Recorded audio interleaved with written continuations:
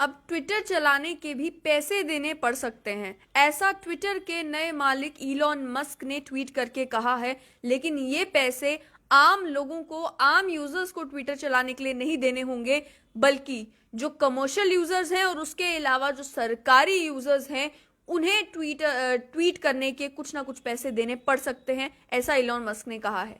हालांकि चार्ज कितना होगा, क्या ये मॉडल मंथली बेसिस पर होगा, एनुअल फी पे करनी पड़ेगी या पर ट्वीट के हिसाब से पैसा देना होगा, इस बारे में क्लैरिटी के साथ कुछ नहीं बताया है। लेकिन आप जानते ही हैं कि इलॉन मस्क एक कंट्रोवर्शियल फिगर रहे हैं और उनकी ट्वीट्स अक्सर हेडलाइन बनाती हैं। टेस्ला के सीईओ इलॉन मस्क ने $44 बिलियन में ट्विटर को खरीद लिया और खरीदने के बाद लोगों में भी इस बात को लेकर आशंका है कि वो कई सारे मेजर चेंजेस ट्विटर में लाने वाले हैं। कुछ चेंजेस को लेकर ऑलरेडी वो ट्वीट कर चुके हैं, जैसे कि अब उन्होंने कहा कि Twitter will always be free for casual users but may be a slight cost for commercial government users. ये उन्होंने ट्वीट करके कहा और इसकी एक वजह भी बताई।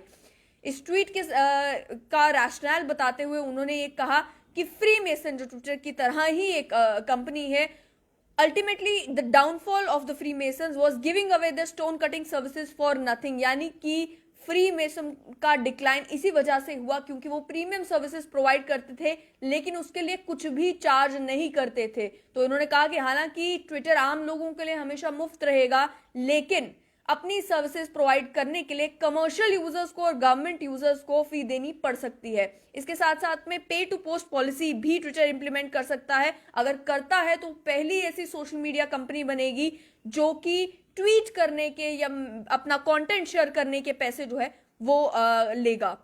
इसके अलावा ऑलरेडी कई सारे पॉलिसी चेंजेस लाने के बारे में ट्विटर के नए मालिक इलॉन मस्क ने कहा है। उन्होंने कहा है कि ट्विटर की सेंसरशिप पॉलिसी को चेंज किया जाएगा। उसके अलावा फ्री स्पीच को लेकर वो काफ़ी जो है बातें करते रहते हैं। उसके अलावा उन्होंने कहा कि नए प्रोडक्ट्स भी लॉन्च किए जाएंगे, नई सर्विसेज भी प्रोवाइड की जाएगी। एल्गोरिदम जो ट्विटर की है उसे ओपन सोर्स कर दिया जाएगा ताकि आपको मालूम हो किस तरीके का कंटेंट आपको क्यों दिखाया जा रहा है। आपको जिस तरीके का कंटेंट देखना है वही कंटेंट आप देख पाएं। उसके अलावा स्पैम बॉट्स को भी काउंटर करने की कोशिश इलॉन मस्क ट्विटर पर करेंगे, इसको लेकर भी वो कह चुके हैं। और सभी ह्यूमंस को ऑथेंटिकेट करने का काम भी करेंगे। अब वो ऑथेंटिकेशन का प्रोसेस क्या रहेगा वो भी अभी जो है वो प्लान आउट हो रहा है, उसको लेकर भी डिटेल सामने नहीं है।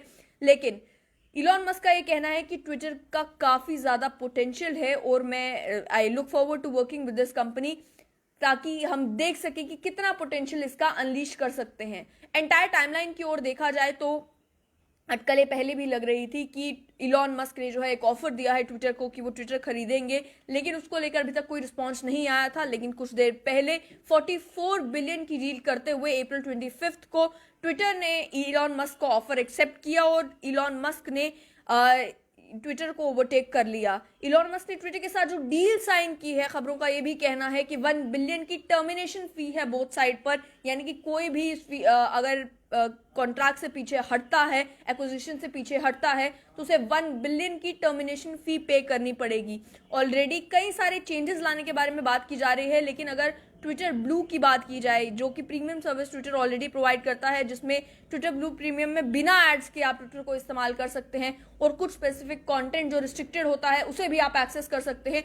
उसको लेकर भी इलॉन मस्क ने पहले, जब वो ट्विटर के मालिक नहीं थे, उस समय उन्होंने कहा था कि ये ट्विटर ब्लू सर्विसेज तो अच्छी हैं लेकिन इसकी कॉस्ट थोड़ी कम होनी चाहिए। तो जहां एक तरफ वो इस सब्सक्रिप्शन कॉस्ट को लेकर ये कह रहे थे कि ट्विटर ब्लू प्रीमियम सर्विस की कॉस्ट कम होनी चाहिए, वहीं अब ये कह रहे हैं कि जो कमर्शियल यूजर्स हैं या जो सरकारी यूजर्स हैं, अब सरकारी यूजर्स में जेएंडके की अगर बात की जाए तो डीआईपीआर का जो ट्विटर हैंडल है, या अलग अलग सरकारी मुलाजिमों का जो ट्विटर हैंडल है, या अलग अलग गवर्नमेंट ऑर्गेनाइजेशंस का जो ऑफिशियल ट्विटर हैंडल है। और आप जानते ही हैं कि गवर्नमेंट हैंडल्स को जो है ट्विटर वेरीफाई भी करता है ब्लू टिक के साथ। उसके लिए आपको अपनी डिटेल्स मेंशन करनी पड़ती है और ये प्रूव करना पड़ता है कि आप एक गवर्नमेंट ऑर्गेनाइजेशन या आप एक गवर्नमेंट एम्प्लॉय हैं।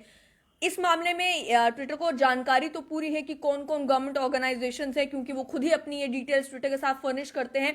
ऐसे में अगर ट्विटर डिसाइड करता है कि उनके लिए पे करना जरूरी होगा तो अलग अलग, चाहे बड़े ब्रांड्स हो यानी कि कमर्शियल यूजर बड़े ब्रांड्स हो गए, बिजनेस हाउसेज हो गए, या फिर ये जो सरकारी मुलाजिम या सरकारी ऑर्गेनाइजेशंस हैं, इन्हें भी अब ट्विटर को चार्जेस देने पड़ेंगे। अब वो कितने चार्जेस होंगे या नहीं होंगे, ये आने वाले दिनों में पता चलेगा। लेकिन इतनी बात तो जरूर है कि टेस्ला के सीईओ, ट्विटर के नए मालिक इलॉन मस्क ने जब से ट्विटर खरीदा है तब से नई नई चीजों की बातें वो अपने ट्विटर पर ही आकर कहते रहते हैं, जिससे एक बवाल और एक डिस्कशन जरूर क्रिएट हो जाती है कि आखिर ऐसा करना चाहिए या नहीं करना चाहिए, और एक अनसर्टेनिटी बनी हुई है ट्विटर के फ्यूचर को लेकर।